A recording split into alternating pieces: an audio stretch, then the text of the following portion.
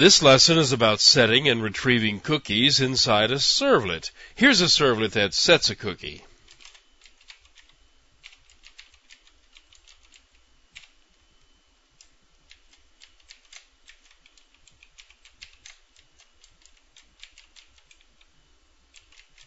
This is inside the regular do-get method of the servlet that's called when the browser makes a request for a page. These are the output statements that create the page. This block of code creates a cookie and puts it into the response object, so it will be sent to the browser once the browser retrieves the page for display. It all starts with the creation of a new cookie object. You give the cookie constructor two arguments.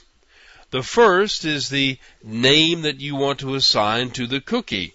This is the name that you can use to recognize it when it comes back. You also assign a value to the cookie. This is the tracking value. You can either specify what you need to know in this string, or if you really have lots of information to keep, you could use this as a key to a database record and store all the information there, whatever you happen to need. You set the maximum age to tell the browser how long it is to store the cookie in a number of seconds. If the cookie already exists, the time you give it replaces any time setting that it already has. If you use a negative number, it doesn't store it beyond the immediate session. You can also use 0 as an instruction to immediately delete the cookie. Now, the server doesn't request the cookie.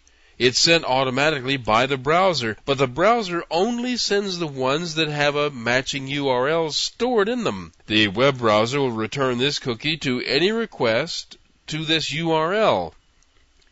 This is a relative request, so any request for a page from this particular WAR file will cause this cookie to be sent along with it to the browser. You can use it for sort of sub-cookies. You could use an entire absolute path and have the cookie returned to it and all of its subdirectories and subpages. This example just uses / to represent anything on this limb of the path, which means that anything in this application will receive this cookie. Once you have the cookie set up like you want it, you just add it to the response object. It will go out with a page that you're sending to the browser. And that's it. You can send as many cookies as you like from one servlet by just adding them to the response. And there is a servlet that will read the cookie back.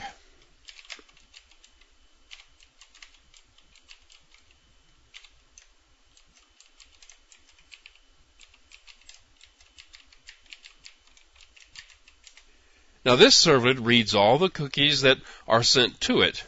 Remember, the cookies for this URL are automatically sent by the browser, so they reside in the request object that was constructed from the information that came from the browser.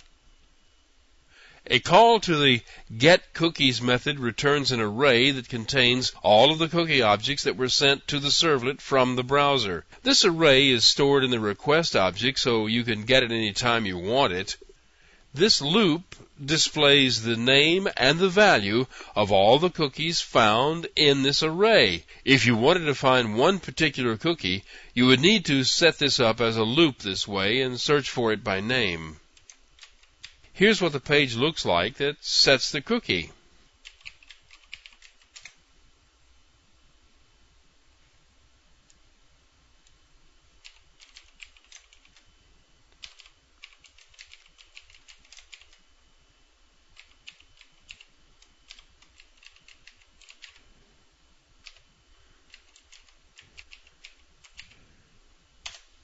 In the web.xml file, the setCookieServlet class was mapped to the simple name setCookie. It doesn't show the cookie on the page. All it does is set it. The other servlet retrieves the cookie from the browser and displays it from the list of cookies it gets. And there it is.